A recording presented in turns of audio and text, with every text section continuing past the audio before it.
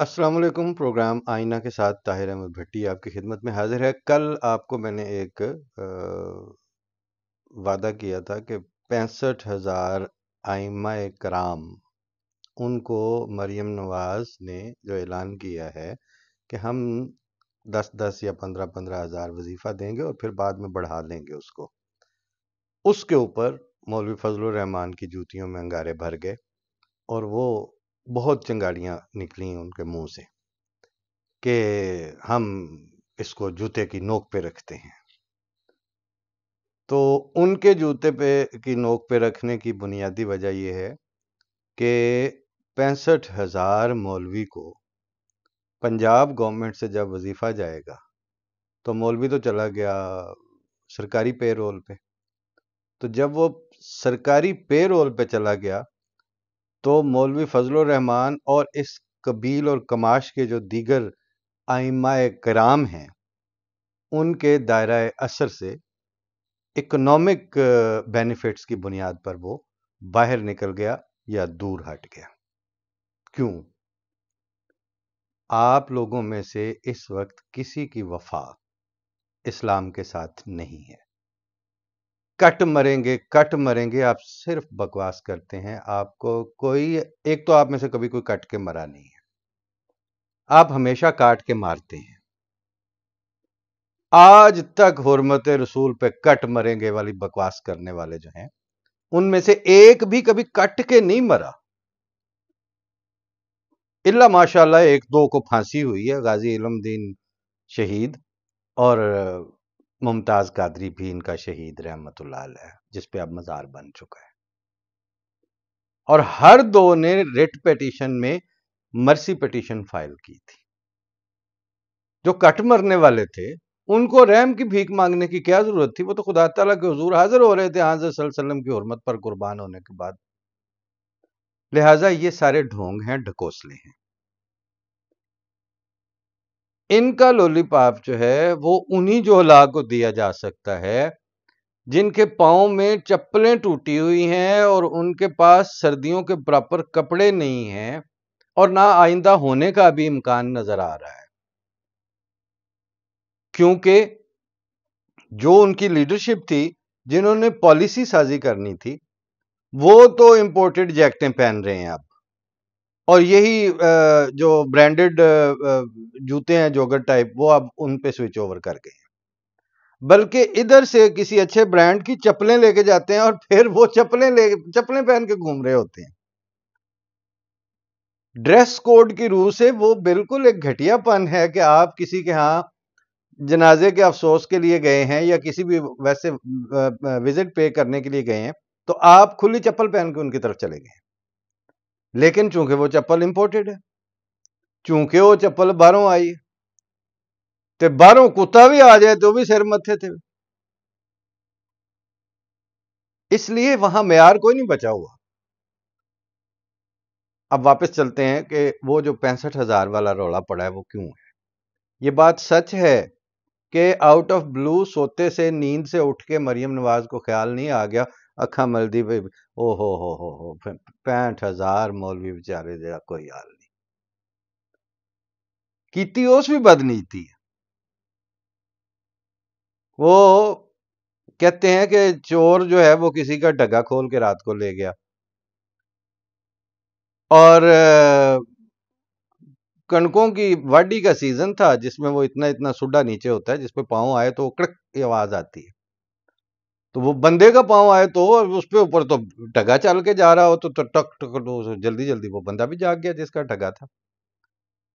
اس نے اب ظاہر تھوڑے فاصلے پہ گیا تھا، اس نے جلدی گھوڑی کی طرف گیا کہ گھوڑی پہ چڑھ کے اس کا پیچھا کروں، گھوڑی کو لاک لگا ہوا تھا سنگل، وہ سنگل کھولتے ہوئے وہ کافی آگے نکل گیا۔ بہرحال وہ گھوڑی پہ چڑھا اور بھاگا ننگی پیٹھ پہ گھوڑی کی، اور کھلو جائیں تو نال کوکا ماردا پیچھے۔ اب چور تو ظاہر ہے ڈگے کو لے کے پیدل چل رہا تھا، وہ پیچھے گھوڑی پہ سوار تھا۔ ود ان نو ٹائم وہ سر پہ آ چڑھا، جب وہ بالکل ہی سر کے اوپر آ گیا تو وہ ٹہلی تھی ساتھ، اس نے جلدی ڈگے کی جو رسی تھی وہ چھوڑی اور بھاگ کے ٹالی پہ چڑھ گیا۔ پیچھے جو مالک غصے میں چونکہ تھا، اس کو جب بندہ غصے میں ہوتا ہے تو وہ ہوش و آواز تو کھو دیتا ہے، وہ بھی کھلو جا تیری ایسی تیسی، تو وہ بھی اس کے پیچھے ٹالی پہ چڑھ کے گھوڑی چھوڑ کے اس نے اوپر سے سیدھی چھلانگ جو ہے نا وہ ماری گھوڑی کے اوپر، اور کہتا لے تو ٹگا لے جا، میں گھوڑی لے جا۔ مریم نواز نے اصل جنہوں نے کیتی یہ سی کہ تو ٹگا لے جا تو میں گھوڑی لے جا، کہ جب مولویوں کو نتھ مارنی ہے تو وہ جو بھوکے ننگے غیر مولوی طبقہ ہے، وہ جو جلوس کے وقت آوے آوے والے کی اور لبیک لبیک وہ کرنے والے لونڈے لپاڑیے گلیوں کے نا، مطلب انہوں نے نہ کوئی اگا نہ پیچھا،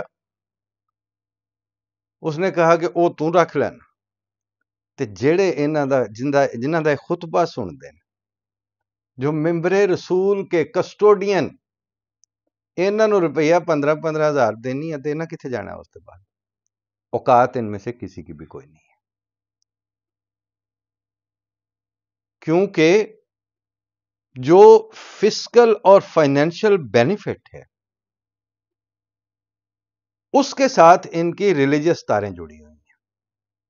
آپ تجزیہ کر کے دیکھ لیجئے پاور گریبنگ کے پیچھے کیا کہانی ہے۔ مولوی فضل الرحمان کو کشمیر کمیٹی کا آپ صدر بناتے ہیں، مستقل چیئرمین شپ اس کو دیتے ہیں، اس کے ساتھ اس کے پرکس کون کون سے آتے ہیں، بینیفٹس کون سے آتے ہیں، اس لیول پہ اس نے جب موو کرنا ہے پاور کوریڈورز میں تو کیڑے بھرا نو نے پی آئی اے چلوانا ہے، کس کو کیا کرنا ہے، کس کو کون سی سینیٹرشپ دینی ہے، یہ ساری تماش بھی نہیں چل رہی، کیڑا اسلام لے پھر دے تسی؟ حرمت رسول پہ تو آپ تب کٹ مریں گے جب آپ کو رسول کی شناخت ہوگی۔ پوری ذمہ داری سے میں کہہ رہا ہوں کہ آپ لوگوں کو اس وقت رسول کا تشخص پہچاننے کی جو اہلیت روحانی طور پر جو بصیرت چاہیے ہوتی ہے، آپ میں سے اب کسی کے پاس وہ بھی نہیں دی، اور یہ جو میں بات کر رہا ہوں وہ میرے پاس بھی نہ ہوتی اگر میں نے اس زمانے میں خدا تعالیٰ کے فرستادہ کو جو ایمان کو سریا سے واپس کھینچ کے لایا ہوا ہے، اگر اس کو میں نے مانا ہوا نہ ہوتا، یہی ہم نے بھی کر رہے ہونا تھا۔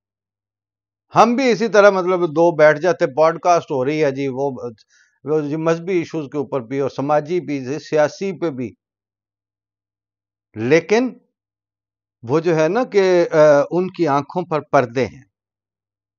عجیب بات ہے کہ اللہ تعالیٰ نے ابتدا میں ہی پہلے ہی سپارے میں پہلے صفحے پہ ہی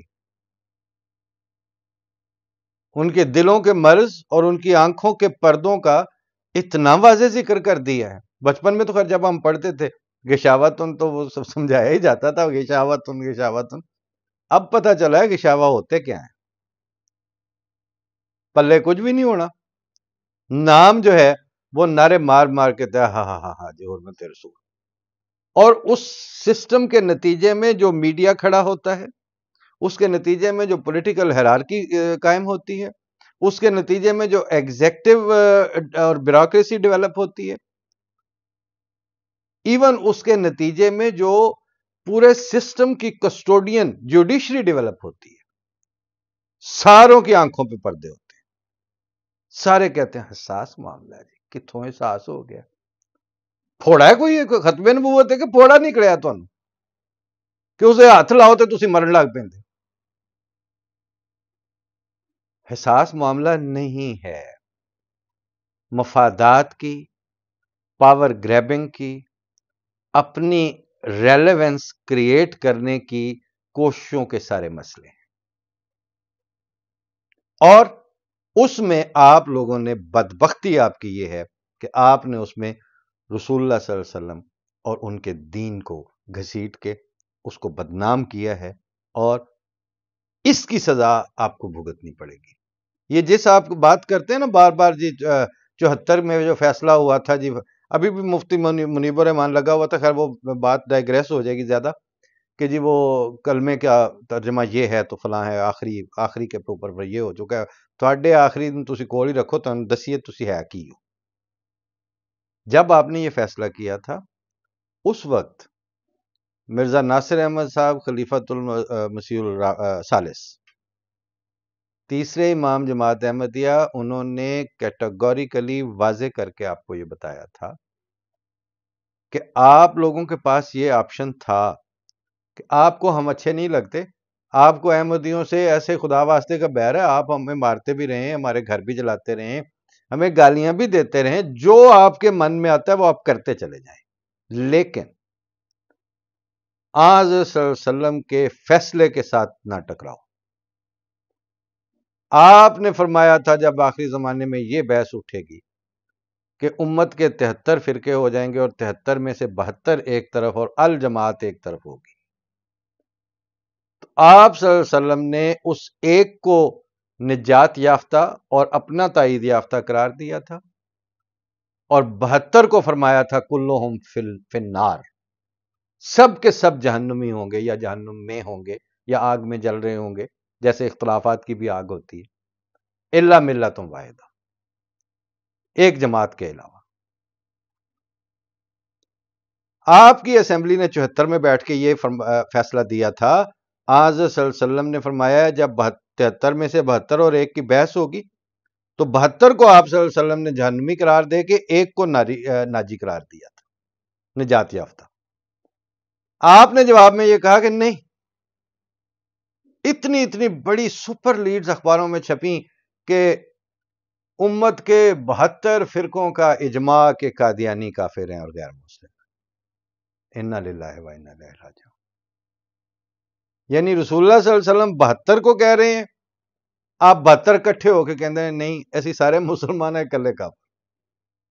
تو آپ نے رسول اللہ صلی اللہ علیہ وسلم بانی اسلام، جن کا اسلام اصل میں ہے، ان کے فتوے کے، ان کے فیصلے کے مقابل پر فیصلہ دینے کی اور فتویٰ دینے کی گستاخی کی ہوئی ہے، پوری قوم نے کی ہے، پارلیمنٹ نے کی ہے، عدلیہ اس میں کمپلیسنٹ ہے، آپ کی ہر طبقہ آپ اس کا حصے دار ہے۔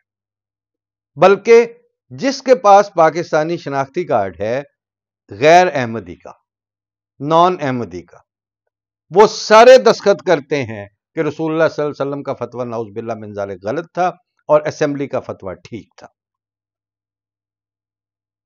امام جماعت احمدیہ نے فرمایا تھا اس گستاخی کی سزا آپ کو بھگتنی پڑے گی۔ آپ ہمیں 72 73 کے اس کا حصہ رکھ کے تو جو ظلم کرنا تھا کرتے رہتے، لیکن پکڑ آپ کی اس بات پر ہوگی کہ آپ نے رسول اللہ صلی اللہ علیہ وسلم کے فیصلے کے مقابل پر فیصلہ دینے کی جرات کی ہے۔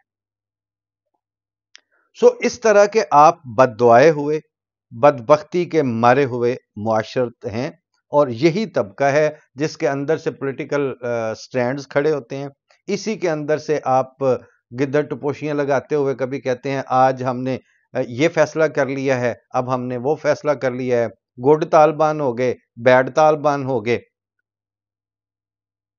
کبھی لبیک جو ہے وہ پورے ان کے دفتر کھول کے تو وہ جی ان کو ہم مین سٹریم کرنے لگے۔ ایک تے بڑی مصیبت ہے، یورپ کولوں تے انگریزاں کولوں اصطلاح سننی ہے تے کاتا اور لے دوڑی بھج کے آکھنا اسی اج تو بعد مین سٹریم کتھوں آیا لفظ مین سٹریم؟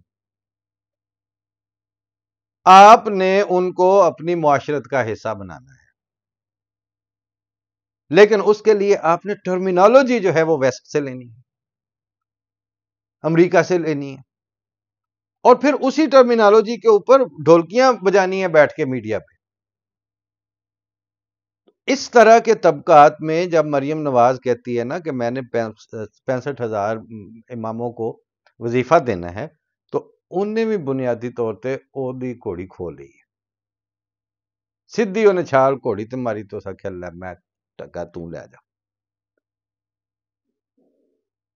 اب یہی پیسے جو ہیں آپ دیں ذرا مولوی فضل الرحمان کو، ان کو جی ہاں تسی ان کو ذرا دیا کریں، اس سے ویلے ہو سکنا ہاں یہ تو بالکل ٹھیک ہے۔ یو ٹرن میں تو آپ ویسے ہی مشہور ہیں۔ اچھا اب آپ کو چونکہ وہ حصہ تو بتا دیا نا، اب ذرا پلٹیں کہ ایسا ہوا کیوں ہے۔ آپ فوجی بھرتی کرتے ہیں اس کو بھی تنخواہ دیتے ہیں، سپاہی رکھتے ہیں پولیس کا اس کو بھی تنخواہ دیتے ہیں، کلرک ہوتا ہے کسی دفتر کا اس کی بھی تنخواہ ہے، کوئی کام بندہ کر رہا ہے تو اس کی سیلری اور اس کا سسٹم بنا ہوا ہے، دکاندار ہے تو اس نے ویسے ہی اپنا ذاتی کاروبار ہے اس کا، کاشتکار ہے تو اس کا بھی اپنا ذمہ دارہ ہے، لیکن نہیں اگر کسی کی تنخواہ تو وہ صرف مولوی کی نہیں، یعنی جو آپ کا مذہبی طور پر جس نے آپ کو نماز قرآن یہ وہ سارا کچھ کرنا ہے. اس کے ذرا پیرالل دیکھ لینا جنہوں نے کافر قرار دیتا ہے انہوں دا ویژن کی ہے. دوسرے امام جماعت احمدیہ نے کتاب نہرو رپورٹ پر تبصرہ یا اس طرح کا کچھ ڈاکومنٹ چھپی چیزیں وہ پہنچانی تھی مختلف لوگوں کو، تو نظام حیدرآباد کو وہ یا جونا گڑھ کی ریاست کے کسی ریاست کے والی کو انہوں نے وہ کتاب بھجوائی. قادیان سے ایک مولانا جو وقف زندگی تھے، مربی تھے، مبلغ تھے جماعت احمدیہ کے، وہ لے کے چل پڑے کہ خلیفہ وقت نے فرمایا تو وہ جا کے دینے جا رہے ہیں. دلی سے انہوں نے جب ٹرین چینج کرنی تھی وہاں ان کو پیچھے سے پھر قادیان سے ٹیلی گرام گیا کہ آپ نکل چکے تھے تو مجھے خیال آیا کہ یہ جو والیان ریاست اور بادشاہ اور اس طرح کے لوگ ہوتے ہیں ان کی عادت ہوتی ہے کہ جس کے منہ پہ داڑھی دیکھیں اور پگڑی شگڑی یا ٹوپی شوپی والا مذہبی طور پر کوئی بندہ سمجھیں تو اس کو جب مجلس میں جاتا ہے تو اس کی جیب میں کچھ پیسے ڈالتے ہیں، ان کی خدمت کرنے کے چکر میں وہ اس کو کچھ عطا کرتے ہیں. اگر وہ آپ کے ساتھ کچھ ایسا کریں، آپ کو کچھ پیسے دینے لگیں، تو آپ نے ان کو کہنا ہے کہ میں جس کام کے لیے بھیجا گیا ہوں اس کا سفر خرچ اور میری ضروریات کا خیال امام جماعت احمدیہ نے رکھا ہوا تھا اور مجھے اس کا پے کیا گیا ہے.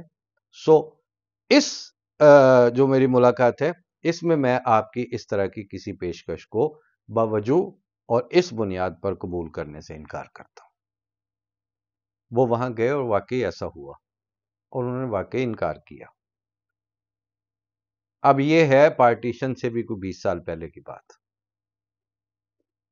حساب لگا لیں 90 سال پہلے سے ہمارا یہ ویژن تھا کہ ہمارا جو اس طرح کا ریلیجس نمائندگی کرنے والا بندہ ہے وہ فائنینشلی ڈیپینڈنٹ نہیں ہونا چاہیے. اسی وجہ سے اگر ہماری جماعت کے سسٹم میں آپ دیکھیں تو آفیشلی جماعتی طور پر کوئی یعنی ممبر جماعت ہے وہ ٹیچر ہے، وہ وکیل ہے، وہ کہیں کلرک ہے، وہ کوئی افسر ہے، واٹ ایور جو کچھ بھی وہ کرتا ہے اس نے اپنی کمائی خود کرنی ہے. لیکن اگر وہ مربی سلسلہ ہے یا معلم ہے اور جماعت کا آفیشلی ڈیزگنیٹڈ پرسنل ہے تو اس کی رہائش، کھانا، کپڑا، جوتا، گاڑی سواری، کرایہ، ٹی اے ڈی اے اور پلس اس کی تنخواہ یا وظیفہ یا الاؤنس اس کو بولتے ہیں، اس کے بغیر ایک کی بھی کبھی پوسٹنگ نہیں ہوئی. ہم کرتے ہی نہیں ہیں اس طرح.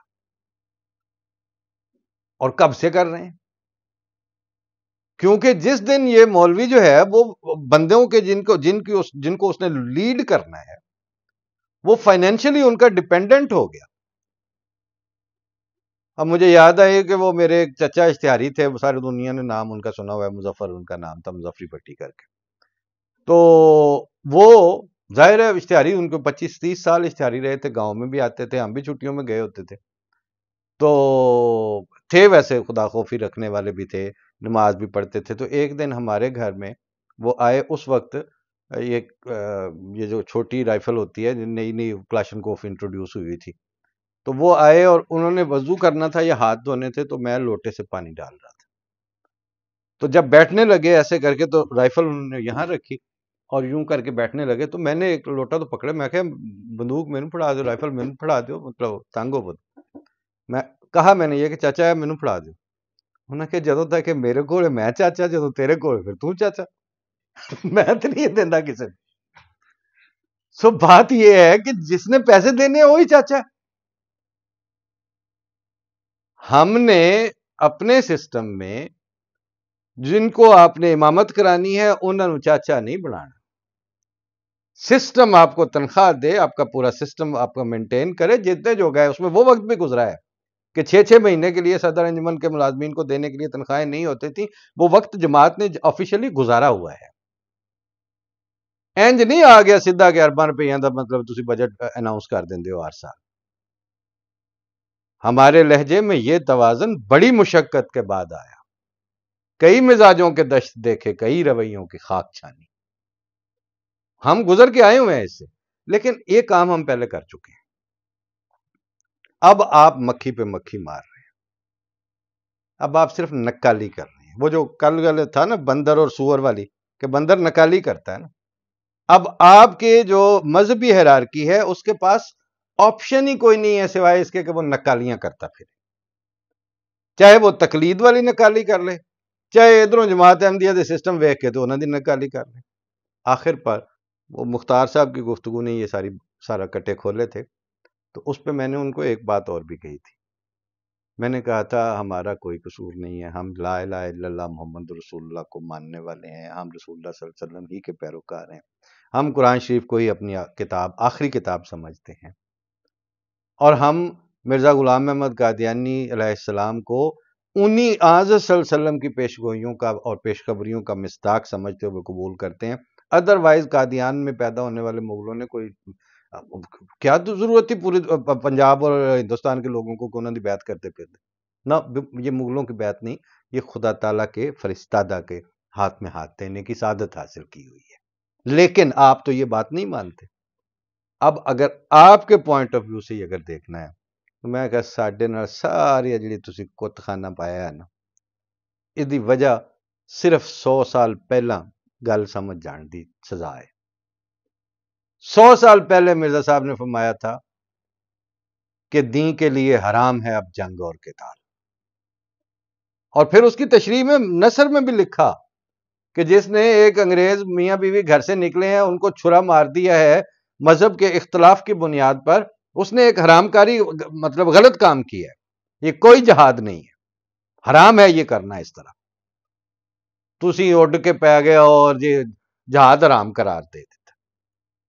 جیڑا جہاد ہم نے 100 سال پہلے حرام قرار دیا تھا، اب آپ کے یہ سارے جہادی ہیں نا، داعش بھی جہادی، طالبان بھی جہادی، ٹی ٹی پی بھی جہادی، لبیکیے بھی جہادی، جڑا مولوی اتنے بایا لال مسجد والا وہ بھی جہادی. ہوں سارے تے پابندی لاندے ہو تو جہاد کیوں بیان پہ کر دے ہو؟ مرزا صاحب نے جو جہاد حرام کیا تھا وہی تسی ہوں حرام کیتی بیٹھے ہو سارے. اب اگر کہیں کہ دفاع والا، تو میں نے بتایا نا کہ ہم تو فورسز میں موجود تھے. انفیکٹ 65 کی جنگ میں ہم ڈومیننٹ حیثیتوں میں موجود تھے. تو اگر ہمارے عقیدے کا حصہ تھا حرام ہونا، تو اختر ملک اور عبداللہ علی ملک اور افتخار جنجوعہ نے کیسے دفاع کر لیا جی اس جہاد میں؟ وہ ہم کرتے ہیں، وہ کوئی حرام نہیں ہے. لیکن بہرحال اب آپ کا سویٹ ویل ہے نا، اب جو مرضی بکواس کر دیں آپ کی تو سنی جانی ہے نا اکثریت کی بنیاد پر. اسی طرح سے ہم نے کہا تھا کہ یہ ان آڈیٹڈ اور لکھت پڑھت کے بغیر مدرسے عام نہ کرو. کوئی پڑھیا لکھیا کوئی نڑی ڈٹے والے مولوی اگے لے آؤ. اور ہم نے بالکل یہی سسٹم کیا. ہمارے ہاں تو قرآن شریف بھی جو ہے وہ آفیشل اجازت اور اس کے بغیر آپ اکیلے میں نہیں چھاپ سکتے کہ نیکی دا جنون چڑھیا جی میں 20,000 قرآن چھپوا دیتا. نہ، آپ زیادہ سے زیادہ یہ کریں کہ وہاں اشاعت القرآن میں پیسے دیں، اور جس سسٹم کے تحت چھپ رہی ہے وہ چیز چھپتی چلی جائے گی، خرید کے آپ تقسیم کر دیں. کیونکہ یہ چیزیں ہی ہیں جو اب آپ کا بیڑا غرق کیے جا رہی ہیں. ان پہ ہم پہلے کام کر چکے تھے، اب آپ اس کی 100 سال بعد نکالی کر رہے ہیں. جب آپ نکالی کرنے پہ اترے ہیں اس وقت تک ہم کہیں اور آگے جا چکے ہیں. بلکہ ایک احمدی دوست سے میں بات کر رہا تھا، میں نے کہا کہ کدی زمین خریدی جا کہ جی 1-2 دفعہ اتفاق ہوا ہے. میں کہا کنی کو باری انج ہویا کہ زمین آپ نے خریدی ہو تو اس کے چاروں کونوں پہ جا کے بکرے صدقہ دے کے تو ابراہیمی دعائیں پڑھ کے رو رہے ہیں اور لوگوں کو بھی رلا رہے ہیں وہاں پہ افتتاح کی تقریب میں. کہ ربا ہم نے اس طرح خریدا تھا، ربا میں یہ دعائیں کی تھیں کہ وادی غیر ذی ذرا ہے تو اس کے وہ ساری دعائیں کہ تو ان کو غیب سے رزق دینا اور ان کے لیے لوگوں کے دل ان کی طرف پھیرنا، اور اس طرح وہ ربا تو اس طرح ہم نے آباد کی ہے. اس طرح کبھی کوئی اور شہر آباد کیا آپ نے؟ اسلام آباد انج آباد کیتا سجے تماش بین کٹھے ہوئے. تو جو ہم اس طرح کر کے چیزوں کو آباد کر رہے ہیں ان بنیادوں پر، تو میں نے ان سے یہ کہا کہ ہم آج کے زمانے میں یہ ساری درندگی جو ہے وہ خلیفۃ المسیح ثانی کو نظر آ رہی تھی حضرت مسلم موعود کو. بلکہ ایک جگہ انہوں نے فرمایا بھی ہے کہ جو میری آنکھ دیکھ رہی ہے تمہارے ساتھ وہاں پاکستان میں کیا ہوگا وہ اگر میں اب بتا دوں تو تم لوگوں میں کمزور جو ہیں ان کے دل پھٹ جائیں، لیکن ہمارا جینا مرنا بہرحال مسلمانوں کے ساتھ ہی ہے. پاکستان ہی ہمارا وطن ہے. تو یہ سارا دیکھ کے میں نے کہا اس وقت اس ویژن کے ساتھ جو دعائیں کی تھیں، آج ہم ان دعاؤں کی خیرات کھاتے ہوئے اتنی درندگی کے درمیان زندہ ہیں. اور جو آج خلافت خامسہ میں دعائیں ہو رہی ہیں، یہ کہیں چھٹی ساتویں آٹھویں خلافت میں جا کے آپ کو پتا چلے گا کہ ادھر یورپ میں کتنی دعائیں کر کے خلیفۃ المسیح الخامس جن کا زمانے میں زیادہ وقت آیا تھا، کیا کیا رونا پٹنا اللہ تعالیٰ کے حضور کر کے تو وہ گئے ہیں دنیا سے، کہ آج اس وقت آپ نے کہا کرنا ہے رائٹ ونگ والوں کی اتنی مخالفت، یہ ڈیموکریٹس کی اتنی مخالفت، ان کے باوجود اللہ کا فضل سے جماعت سروائیو کر گئی ہے امریکہ میں یا برطانیہ میں یا جرمنی میں. ہماری مخالفت یہ 300 سال تک ہر جگہ ہونی ہے. اور پاکستانی مخالفت جو ہے وہ اب پی نٹس ہے، بالکل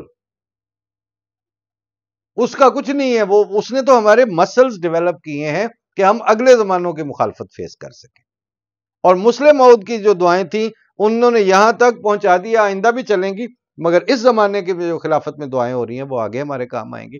آپ نے 100-150 سال پیچھے ہی جا کے نکالے. وہ باندر والی گل نہیں. تو باندر کو کدی بندے دے پتراں والی بھی نقل ہوئی. کہتے ہیں کتا اگر روئی میں سے گزر جائے تو اس کا دھسا تو نہیں سلوا لیتا نا کہ اوپر چادر لے کے پھر رہا ہو. پھر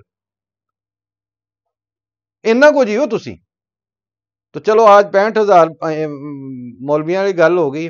کل ابھی مزید ایک ایشو رہتا ہے، وہ پھر آپ سے کل بات کریں گے. اللہ حافظ.